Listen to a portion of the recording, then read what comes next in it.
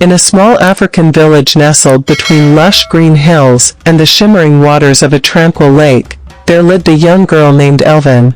She was known for her ebony skin, eyes as deep as the midnight sky, and a spirit that danced with the rhythm of the wind. Elvin's days were filled with laughter and chores. She helped her grandmother weave baskets from reeds, tended to the village goats, and sang songs under the ancient baobab tree. But there was something mysterious about Elvin, a secret whispered by the elders around campfires. The villagers believed that Elvin was blessed by the water spirits. Her affinity for the lake was uncanny. She could swim like a fish, her lithe body gliding through the water with grace. The other children would watch in awe as she dived into the depths, disappearing momentarily before emerging with a handful of shimmering fish. But one fateful day, everything changed. Elvin wandered farther than usual, drawn by a haunting melody that echoed across the water. The song seemed to call to her, promising secrets and adventure. She followed it to a secluded cove, where the waves lapped gently against the rocks. There, sitting on a moss-covered boulder, was a mysterious woman. Her skin was the color of the lake at twilight, and her hair flowed like liquid silver. Her eyes held both sadness and longing. She introduced herself as Nerita, the guardian of the lake. "Nerita," Elvin whispered, "why do you look so sorrowful?" The mermaid's voice was like the rustling leaves. "I am cursed. Long ago, I angered the sea witch by falling in love with a mortal man. She cast a spell upon me, turning me into a mermaid. Now, I am bound to this lake, my heart forever yearning for the land." Elvin's heart swelled with compassion. "Is there no way to break the curse?" Nerita nodded. "Only true love kiss can set me free, but it must be given willingly without hesitation." Elvin's mind raced. She had heard tales of love and sacrifice, but this was different. She felt a connection to Nerita, a kinship that transcended the ordinary. Without hesitation, she leaned down and pressed her lips to the mermaid's forehead. A surge of magic enveloped them both. Elvin's legs fused into a shimmering tail, and she gasped as the water embraced her. She was now a mermaid, bound to the lake, just like Nerita. But Elvin didn't despair.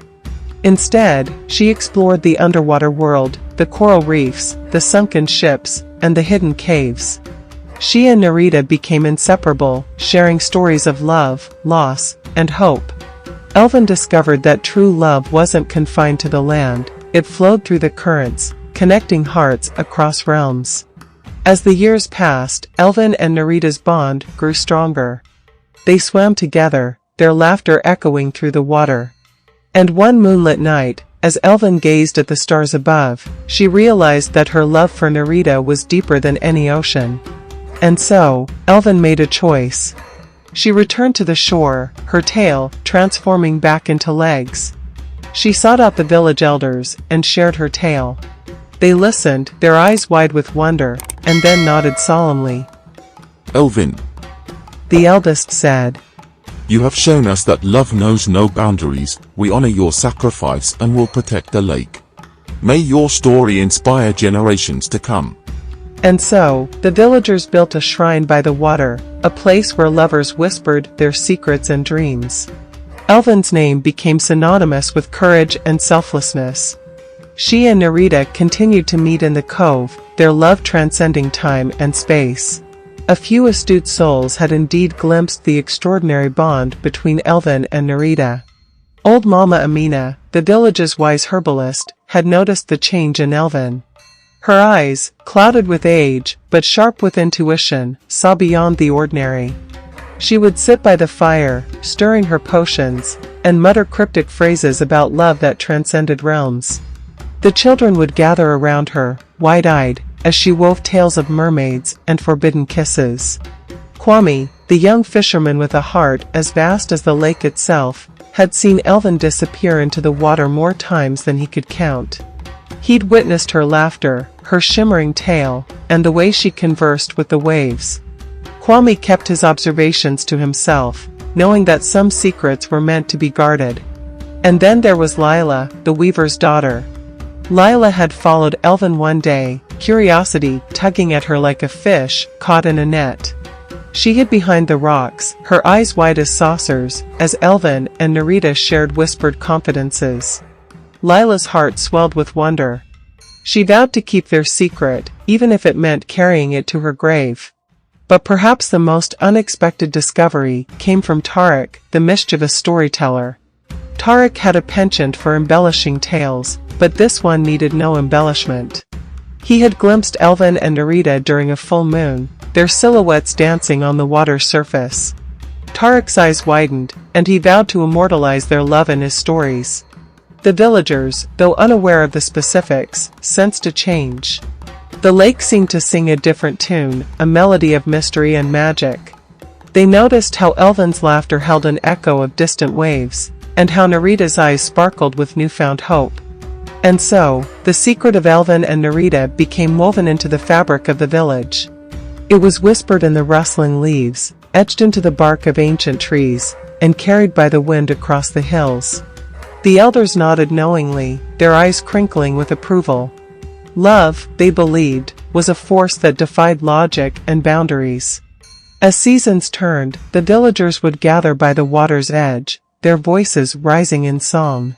They celebrated Elvin's sacrifice, the girl who became a mermaid for love, the guardian of the lake who chose to share her heart.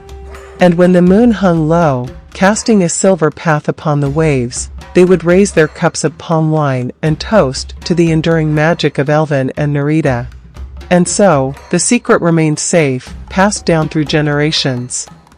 Elvin's family, like the roots of the ancient baobab tree that stood sentinel near their humble hut, weathered the passage of time with both sorrow and resilience. When Elvin transformed into a mermaid, her absence left an ache in their hearts, a void that could not be filled by the laughter of other children or the warmth of the hearth. Grandmother Nia, with her silver hair and eyes that held the wisdom of countless sunrises, became the keeper of memories. She would sit by the fire, her gnarled hands weaving baskets, and tell tales of Elvin's childhood, the way she chased dragonflies, the songs she sang to the moon, and the sparkle in her eyes when she discovered the lake's secrets. Elvin's younger brother, Kofi, was a quiet boy with a wild imagination. He would wander to the water's edge, peering into its depths as if expecting to glimpse his sister's face.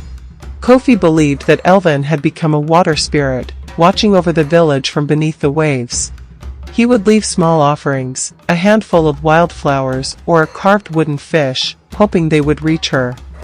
Auntie Ajoa, the village healer, held a different belief. She claimed that Elvin's transformation was a sign, a message from the spirits. Auntie Ajoa would brew herbal teas and whisper incantations, seeking guidance from the ancestors. She saw Elvin's sacrifice as both a blessing and a curse, a reminder that love could transcend boundaries, but also exact a heavy toll. Elvin's absence weighed heavily on her parents, Musa and Amina. They would sit on the doorstep, their gazes fixed on the horizon where the lake met the sky. Musa, a sturdy fisherman with calloused hands, would cast his net into the water, hoping for a glimpse of silver scales. Amina, with tear-streaked cheeks, would sing lullabies to the wind, her voice carrying across the waves. But life in the village continued.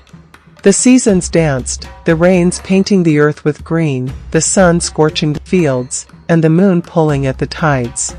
Elvin's name became a whispered prayer, a plea for her safety, a hope that she had found solace in the embrace of Nerita. And then, one stormy night, something miraculous happened.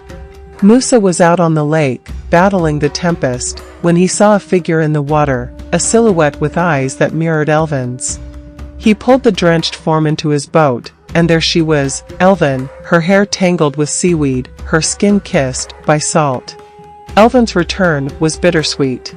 Her legs had transformed back into a tail, and her eyes held the depth of the ocean.